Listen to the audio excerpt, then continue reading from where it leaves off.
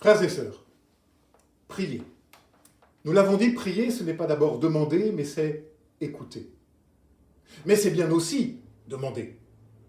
Si l'écoute, eh bien, l'inspire de ma prière, la demande en elle expire. Alors allons plus loin. Mais demandez quoi? Première réponse, prier, ce n'est pas demander à Dieu de changer. Demander à Dieu de changer comme si par nos demandes et nos gémissements, nous devrions émouvoir ce tyran qui sinon détournerait son regard de nos vies. Mais n'est-ce point là ce que Louis Evely, Dietrich Bonhoeffer par exemple appellent une prière païenne? Alors si ce n'est pas demander à Dieu de changer, c'est tout au contraire lui demander qu'il nous aide nous-mêmes à changer. Mes amis, frères et sœurs, le premier et le dernier lieu qu'il nous faut évangéliser peut-être, c'est bien celui de notre prière. Et c'est peut-être le premier exaucement reçu. Malgré ma prière païenne, et d'une certaine façon, elle le sera toujours un peu, chasser le naturel, il revient au galop, Dieu l'exauce. C'est-à-dire qu'il me donne de cheminer et de découvrir une autre manière d'être devant lui. Et découvrir ainsi, redécouvrir ce que Dieu nous a déjà donné, qu'il nous a déjà tout donné, son pardon, sa vie et sa grâce. Et pouvoir alors un peu recevoir de lui la vie qu'il nous donne. Un de mes maîtres disait « Il faut passer de l'infantile à l'esprit d'enfance ». C'est cela, l'esprit de la prière chrétienne. Ici, une question s'impose à nous. Quel est l'agir de Dieu dans le monde? Comment Dieu agit-il dans nos vies? Difficile question qui a agité de nombreux théologiens de toutes les religions. La mystique juive y apporte une réponse très intéressante. C'est le concept du Tzimtzum, ce qui en hébreu veut dire retrait. Avant la création, il n'y avait que Dieu. Dieu était tout et tout était Dieu. Il n'y avait rien en dehors de Dieu. Pour permettre la création, Dieu s'est comme retiré en lui-même. Il s'est contracté, laissant ainsi la possibilité à autre chose que lui d'advenir. C'est ainsi qu'est pensée la relation de Dieu au monde, non pas dans une intervention efficace, ni une providence ingérante, mais au contraire, dans un acte de restriction qui nous permet à nous, à notre mode, d'exister et d'agir. Nous devenons ainsi adultes, libres et acteurs de nos choix dans cet espace choisi par Dieu pour nous. Cet espace, c'est celui de notre prière, celui où Dieu reste présent dans son absence. Nous laisser la place, c'est une façon pour Dieu d'être présent au monde. Mais pour que cela soit possible, il a fallu au départ que Dieu change, qu'il fasse évoluer son rapport au monde pour le rendre possible. Une autre optique est celle de Calvin. Calvin met Dieu au-dessus de tout, dans sa souveraineté exclusive. En regard, l'être humain ne peut que constater sa propre misère, inutile et inefficace.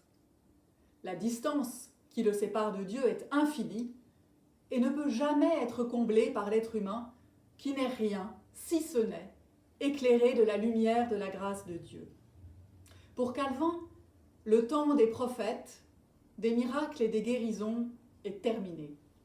Dieu les a suscités, car ils étaient nécessaires à la naissance de l'Église. Mais ce temps est maintenant révolu, et lui succède le temps des docteurs et des pasteurs, dont la charge principale est d'exposer les Écritures et, pour les pasteurs, de prêcher. Parce que les Écritures sont le seul moyen d'accéder à Dieu, mais elles doivent être correctement interprétées, puisque Calvin, s'appuyant sur la deuxième épître aux Corinthiens qui dit que la lettre tue, Calvin insiste sur la nécessité de comprendre et de faire preuve de discernement Et en cela, dit-il, le Saint-Esprit est un guide indispensable.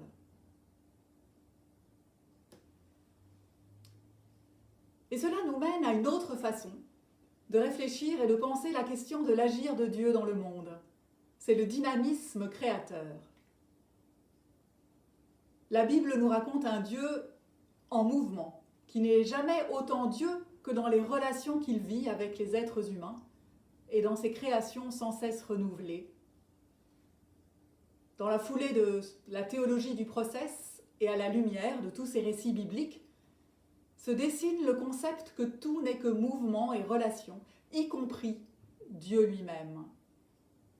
Il nous apporte à chaque instant son énergie qui nous garantit d'infinies possibilités de création nouvelle, toujours différentes et évolutives, parce qu'adaptées aux événements du monde présent. Dieu participe ainsi au déroulement de l'histoire et de nos histoires. Il n'est pas la cause déterminante de tout ce qui se passe, mais il est au contraire celui qui rassemble tout ce qui se passe pour le transformer et le faire encore et toujours évoluer plus loin. Sa puissance transformatrice est inspirée par les événements qu'il rencontre, y compris nos vies et nos prières. Et cela nous fait artisans de cette dynamique créatrice. Dieu n'est pas un Dieu statique du passé, mais un Dieu de liberté et d'avenir. Est-ce que ce n'est pas cela que nous espérons dans nos prières ?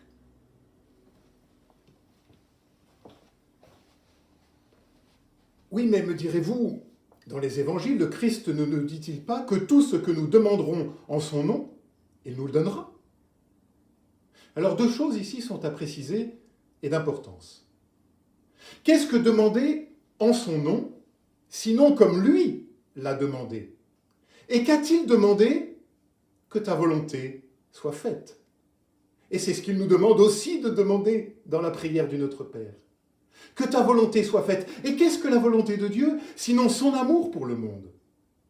Alors demander au nom de Jésus que la volonté de Dieu soit faite, c'est revendiquer inlassablement, contre vents et marées, à temps et à contre-temps, que la bénédiction et l'amour triomphent dans nos vies. Et cela, oui, Dieu nous le donne et nous le donnera toujours. Nous pouvons en être assurés. Et prier, c'est tout à la fois revendiquer cela et se réassurer en cela. Oui, mais comment faire ? Comment vivre ? Par nous-mêmes ? À la seule force de nos petits bras et de nos convictions ? Alors nous le savons bien, nous n'y parviendrons pas. Et c'est là que vient le second exaucement, le souffle de Dieu. Ce que Dieu promet, c'est de nous donner son souffle, c'est-à-dire son esprit, c'est-à-dire son dynamisme créateur en nous. Dans l'Évangile selon Jean, Jésus dit bien, c'est au chapitre 14e, que tout ce que vous demanderez en son nom, il le fera. Mais nous nous arrêtons le plus souvent là, constatant avec tristesse et amertume que dans la vérité de nos existences, il n'en est rien. Mais si nous continuons notre lecture, alors nous lisons « Moi je prierai le Père, dit Jésus, et il vous donnera un autre paraclet qui restera avec vous pour toujours. C'est lui, l'Esprit de vérité. » Fin de citation. Et voilà l'exaucement promis, celui dans lequel nous pouvons mettre toute notre assurance et sur lequel appuyer nos existences. Le paraclet, littéralement en grec, celui qui est appelé à nos côtés, et dans le langage juridique de l'époque, une sorte d'avocat. Oui, il y a la promesse de ce souffle de vie, de cet avocat que Dieu donne et redonne sans fin, de génération en génération. Ce souffle de vie qui veut faire de nous des vivants, malgré et par-delà nos échecs, nos deuils et nos souffrances. Un exemple pratique. Alors spontanément, nous allons prier Dieu qu'il nous délivre de cette pandémie, qu'il nous guérisse de toute maladie. C'est là, je l'ai dit, une sorte de prière païenne. Mais elle est légitime. C'est le cri de notre humanité, de nos peurs, et aussi un peu de nos fantasmes sur Dieu. Et se croire au-dessus de cela, c'est, j'en ai peur, péché d'orgueil ou déni d'humanité. Oui, nous pouvons même le dire ainsi. Seigneur, guéris-nous. Mais nous ne pouvons ni ne devons en rester là.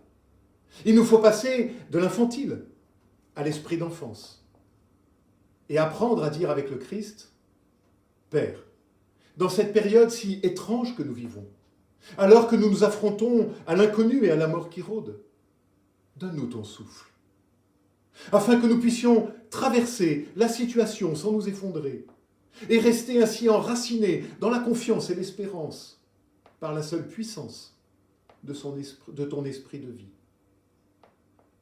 Mes amis, et alors oui, je le crois, nous tiendrons avec lui des paris impossibles.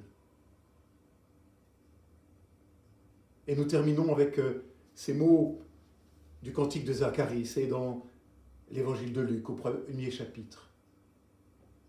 Illuminez ceux qui habitent les ténèbres et l'ombre de la mort, et guidez nos pas au chemin de la paix. Voilà l'œuvre du souffle, voilà l'œuvre du dynamisme créateur, voilà peut-être quelque chose qui peut habiter notre prière.